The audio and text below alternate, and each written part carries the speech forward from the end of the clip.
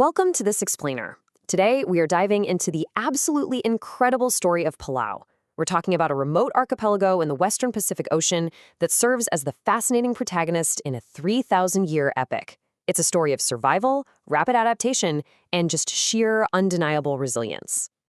To really wrap our heads around this journey, we're going to follow a quick roadmap through 5 epic stages of Palau's history.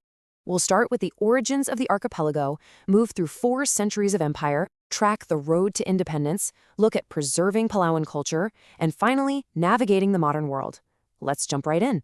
Section 1. Origins of the archipelago. So, the very geography of this place totally shaped its ancient identity.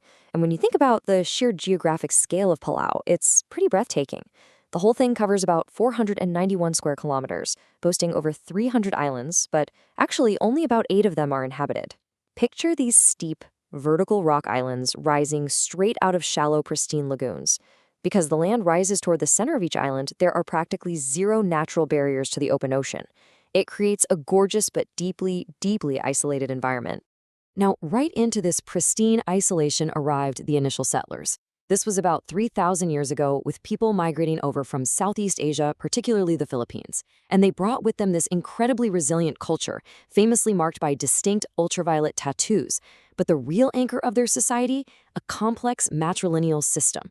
Basically, this means that the really crucial issues, stuff like land ownership, wealth, and traditional government, were all passed down along the female line.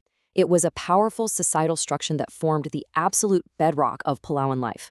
But, as you might guess, that ancient isolation couldn't last forever. Section 2. 4 centuries of empire. And here is where things radically change with aggressive waves of colonization. The transfers of power are honestly a bit dizzying. In 1885, Spain officially began its colonization. Then, in 1899, Germany took over, and they started expanding plantations and mining phosphate. By 1914, Japan seized control, bringing heavy militarization and a commercial tuna industry. And finally, in 1944, the United States took control following the fierce battles of World War II. Every single one of these empires left a very distinct, lasting mark on the islands. But what's really fascinating here is how these empires fundamentally rewired everyday life. See, prior to European arrival, Palau operated entirely on a traditional barter economy. You traded local goods directly for other local goods. But colonization introduced a completely foreign, highly confusing, modern cash economy. You had the Japanese introducing the Camino yen in 1951, and the American government circulating U.S. checks starting around 1946. People literally went from holding physical goods to holding paper checks, which massively accelerated westernization and totally upended their traditional labor structures. And we have to talk about the physical toll of these empires, because it was catastrophic, especially during World War II. In 1944, the siege of Palau brought a massive U.S. armada against the occupying Japanese forces. The environmental and infrastructural devastation was just brutal. Imagine entire forests completely leveled into sandy rubble by fluid explosives. Lagoons and mangroves were left littered with sunken ships, heavy artillery, and live bombs. Through all of this chaos, younger local men, along with women and children, fought heroically alongside American forces, desperately hoping to secure their freedom. Section 3. The Road to Independence. Emerging from that devastated battleground, the path to autonomy happened in 3 major steps. First, in 1947, Palau became part of a UN Trust territory administered by the United States. Fast forward a few decades to 1979, and the Palauan people held a constitutional convention, drafting their own democratic system and Bill of Rights. Finally, in 1994, the Compact of Free Association went into effect. Now, we should note this transition was heavily debated. The Compact faced a lot of historical criticism as an instrument of U.S. imperialism, primarily because it required the protection of U.S. military installations and even the setup of a military satellite tracking station. But regardless of the intense political factions and debates at the time, this compact officially established Palau as a self-governing nation. Section 4. Preserving Palauan culture. So you really have to ask yourself, how on earth does an indigenous identity survive that kind of immense, crushing external pressure from so many different empires?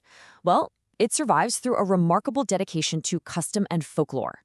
A perfect example of this is the Bai, the traditional community meeting house. Palauan folklore tells of a sacred stone moot brought over by ancient ancestors. The story goes that a white cockatoo once caused the thatched meeting house to catch fire, but the sacred stone was heroically saved by being thrown into the water. Later on, when foreign missionaries arrived, they condemned the stone as idol worship, but before they could destroy it, legend says 14 maidens prayed, and an earthquake naturally sank the stone safely underwater, preserving it forever. It's a gorgeous metaphor for Palauan culture, right? Adapting, submerging when absolutely necessary, but never break it.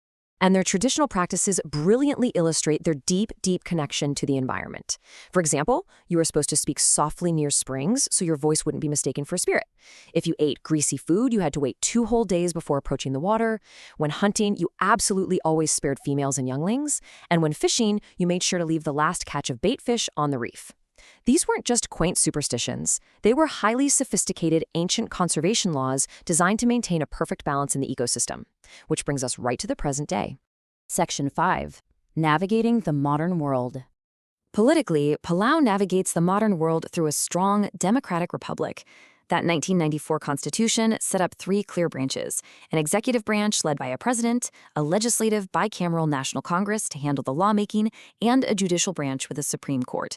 It's a very modern framework, but here's the cool part. It still operates alongside a traditional council of leaders who serve in an advisory capacity. But the crucial point for any new nation is how it sustains itself financially. And for Palau, there's been a dramatic economic flip. Check this out. Before World War I, agriculture represented over 90% of the cash income. Today, modern agriculture accounts for less than 10%. Instead, Palau has seen a massive surge in tourism, with earnings jumping by over 48%. Those pristine coral reefs, which are widely considered one of the natural wonders of the world, have officially become the country's primary economic engine. And looking at exactly who is visiting tells a story all of its own. Back in 1997, out of over 73,000 visitors, the second largest group was from Japan, with over 20,000 tourists. Now, that heavy Japanese demographic connects directly back to their historical occupation. It creates this fascinating complex cultural hybridization, where the legacy of past empires and the reality of modern economic survival are completely intertwined.